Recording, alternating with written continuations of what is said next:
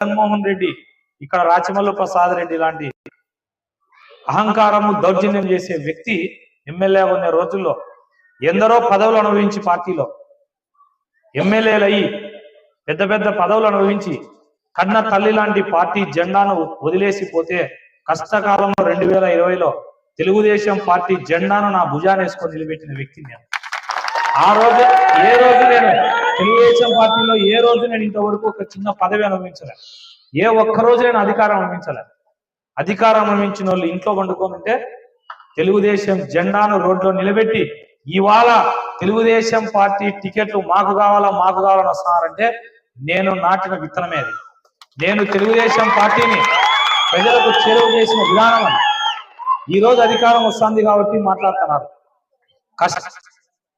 ఉద్యమాలు చేసినోడిని, చదువుకున్నోడిని, కష్టకాలంలో 17-18 కేసులు నా పైన పెట్టి 2 సార్లు నన్ను జైలు జీవితం అనుభవించిన జైలుకు పోయినా కూడా భయపడలే. కారణం ఏంటంటే ఒక కసి ఆశయం. ప్రొద్దుటూరుని నాకు జన్మనిచ్చిన తల్లి ఎట్లనో ప్రొద్దుటూరులో పుట్టాను. కొందరు తెలియక తప్పుడు మాటలు మాట్లాడుతున్నారు నేను స్థానికుని కాదని. మీకు తెలియని విషయం, మా అబ్బాయి పెద్ద వీరారెడ్డిది రెడ్డోరిది. నేను పుట్టింది గాంధీ రోడ్లో. నేను భూమి మీద ఫస్ట్ శ్వాస పీల్చింది ప్రొద్దుటూరులో. తెలియని వ్యక్తులు నా పైన అబద్ధాలు చెప్తున్నారు. ఇది మీరు తెలుసుకోవాలి. పోరాటం చేసినా, చదువుకున్నా, కేసులు పెడితే ధైర్యంగా నిలబడినా, తెలుగుదేశం పార్టీ ఇన్ఛార్జ్ బాధ్యత తీసుకునే దానికి భయపడి ఇంట్లో పడుకున్నప్పుడు రోజుల్లో కూడా ఈ నాయకులు తల్లి లాంటి పార్టీని వదిలేసిపోతే జెండానే పార్టీ కన్న తల్లి లాంటిది, తల్లి కష్టాల్లో ఉందని చెప్పి రాళ్ల దెబ్బలు తిన్నా, కేసులు పెడితే జైలుకు పోయినా, నన్ను మానసికంగా హింసించినారు, నన్ను నా కుటుంబాన్ని అనరాని మాటలని దూషించినా కూడా ఒకటే ఆశయం, ప్రొద్దుటూరు ప్రజల మొహంలో చిరునవ్వు చూడాలనే ఉద్దేశంతో నా జైలు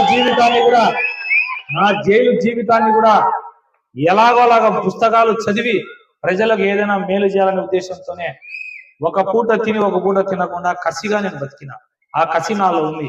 ఒక్కసారి నన్ను ఆ అధికారం పార్టీ రాబోతోంది, అసెంబ్లీకి పంపియండి, ప్రొద్దుటూరు రూపురేఖలు మార్చి ప్రొద్దుటూరు ప్రజల రుణం తీర్చుకుంటానని చెప్పేసి మీ అందరికీ సభాముఖంగా తెలియజేస్తా. నిజంగా ఈ ప్రాంతానికి వచ్చి మీ యొక్క ఆదర అభిమానాలు చూస్తుంటే మామూలుగా 2 రోజులు ఈ ప్రాంతంలో పర్యటించాలనుకున్నాం. కానీ మీ అందరినీ చూసిన తర్వాత ఈ ఉత్సాహం చూసినాక ఇంకో ఒక రోజు పెంచుకోవాల్సి వస్తుందేమో, 3 రోజులు ఇక్కడే తిరగాలేమో అనిపిస్తుంది. మీ ప్రేమ అభిమానాల్ని ఎప్పటికీ మర్చిపోను. ఒక్క అవకాశం ఇవ్వండి. అధికార పార్టీ శాసనసభ్యుడిగా మీరు నాకు అసెంబ్లీకి పంపిస్తే మీకు అన్ని రకాల నిధులు, ఇల్లులు, రోడ్లు, కాలువలు, డ్రైనేజ్ కానీ ఏవైనా సరే మౌలిక వసతులు ప్రజలకు అందరికీ కల్పిస్తా. రాచమల్లు ప్రసాద్ రెడ్డి మాదిరి అబద్ధాలు చెప్పి బతకనని మీ అందరికీ విజ్ఞప్తి చేస్తా. జై తెలుగుదేశం, జై చంద్రబాబు.